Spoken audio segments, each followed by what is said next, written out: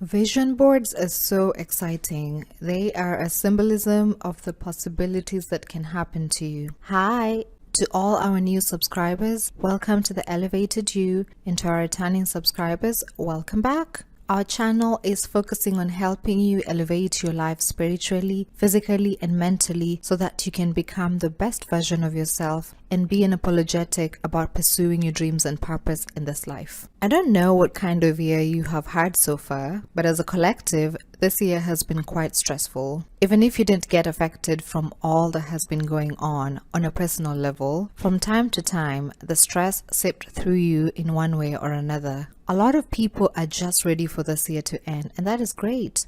Time is flying by so fast, and before it ends, it's important to take the rest of the year to just rest if you need to. That being said, there are still about 45 days till the end of the year. That is a lot of time to make some great changes in your life. Do not underestimate the power of consistency and creation of habits. If you do not have an idea of where to start with regards to creating a vision board, I would like for you to take a step back and brainstorm. Take a piece of paper and pen and write all the things that are important to you. Write them down in order of priority and pick out about 5 to 6 out of that list. Those are the ones that will be your primary focus for the next 6 to 9 months. As you accomplish some goals, you can create more room for others. A vision board can be anything you want it to be, as long as you can see it and go through it all the time. The idea is to plant the seeds in your head by constantly looking at the vision board and going through it. Your mind will learn to focus on just those key things, and it will go to work for you. Vision boards truly work because if something is not in your mind and periphery, it will be close to impossible to realize it as a dream because you will not be consciously working on it. Check Pinterest for creative vision boards that you can create and put in your room, or electronic ones that you can have on your phone. I will leave a link below to a few for your guidance. My main point for this video was to give you some ideas on areas that you might want to focus on as you start thinking about creating your 2021 vision board. It's important to note that you have to be exact on what you would like. For instance, you'd write income and then drill down to exactly what sources of income you would like to pursue. The first area is mental health. With everything that has happened this year, it is important to ensure that you're working on being in a very good place mentally, because it is possible to carry through what has happened this year to next year. Do not be engulfed in what anyone says about what will happen, because we are not God. It is important to be aware, but do not allow yourself to go into panic mode. Things will be fine as long as you are actively working on creating a conducive environment that will promote your mental health and happiness. You can seek therapy, as that is a good way to just release emotions and seek solutions to some of your problems. You can journal. That's one of my favorite ways of releasing stress. You can create a morning and nighttime routine that helps you focus your attention on you. You can practice self-care, which is so important in helping you speak and feel positively about yourself. The second area is your spirituality. This year has made a lot of people get closer to God. On the other hand, it has also made others stray away from God because of so many hardships. I personally know that God is the anchor of my life, and without Him, I am nothing. I rely on Him for everything. You could focus on your prayer sessions, your fasting routine, your Bible study, your attendance of church services, as well as your servitude to others. Another aspect of spirituality that people ignore is finding like-minded people that are pursuing the same spiritual goals as you. Note that they have to be pursuing other similar things as you, otherwise there will eventually be some level of incoherence, and those relationships will not last as long. As you focus on other areas of your life, focusing on your spirituality too is of essence. The third area of focus is income. This is a very fundamental part. We know that most of us are working hard every single day to achieve a comfortable lifestyle at the bare minimum, and therefore, focusing on your income for 2021 should be a part of your vision board. It is no longer safe to have just one source of income. Do more digging and understand what additional income sources you'd like to incorporate into your life. Do you have a full-time job that you actually like? If so, maybe a side hustle that brings in more income is the way to go. The other income source could be to figure out ways of getting a salary raise. Do you need to gain a certification for that to happen? Then you will put salary raise on your vision board. Some people prefer to start working on a business idea as they would like to quit their full-time 9 to 5 and explore entrepreneurship. That too will be exactly what you place on your vision board. Some people prefer passive income, and therefore ideas like investments into the stock market, real estate, etc.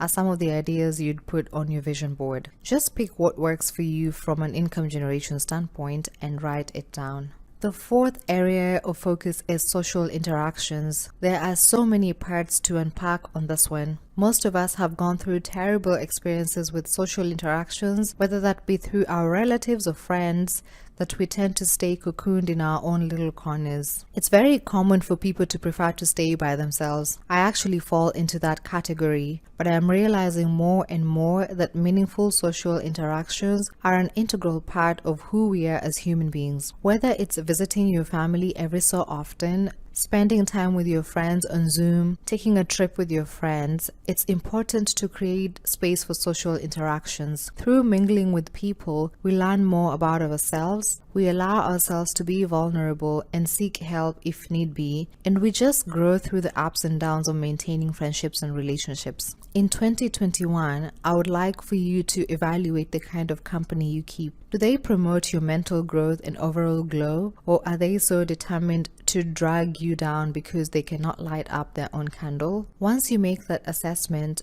determine what kinds of activities are a good use of your time, energy, and mental space. Activities that make you happy and don't leave you drained in a negative way at the end of the day. Sometimes it could be outdoor activities like canoeing or hiking together, or indoor activities like going to the movies, baking, doing DIYs, or just watching a good movie. If you want, you can even go the elegant way and attend galas together, lounge at a high-end hotel, go to an art gallery, or go watch a Broadway show. At the end of the day, the emphasis is on the quality of the company you're keeping around and the quality of activities you do together. They should be activities that nourish your spirit, body, and mind. I really pray that you find that friend that will speak well of you when you're absent, come over to your house and do your laundry when you're unwell. It's a beautiful thing to have such friends. I will do other videos on friendships, so please stay tuned. The other aspect of social interactions is maintaining meaningful relationships with your family. Family should be everything, even though a lot of people haven't experienced that.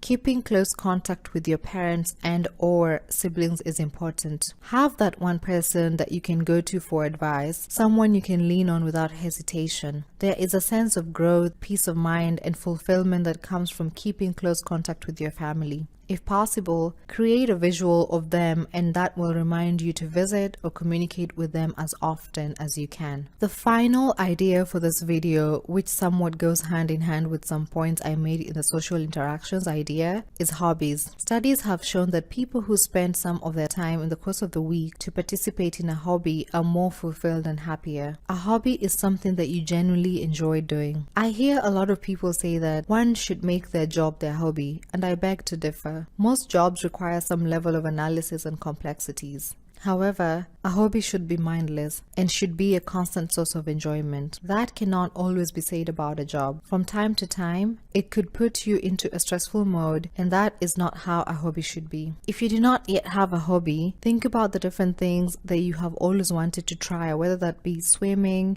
bike riding, reading a book, trying out different recipes, drawing, among so many more. Hobbies allow your creative juices to flow, and that is very good for our cognitive growth. On your vision board, put down a hobby or hobbies that you will want to engage in the new year. I am very passionate about pursuing a holistic life. Bringing all aspects of our lives forward is essential for a good quality of life. A vision board is meant to remind you of your priorities and keep you motivated to stay course. Do not underestimate the power of visual representations of your dream life. How else will the mind know what you want it to focus on? Stay tuned for part 2, which has equally great ideas to include in your vision board. Let me know in the comment section below if you will be creating a vision board for 2021. Please like this video and subscribe to this channel if you found it helpful. Additionally, you can share it with anyone that might benefit from it. Always be kind to others. Bye!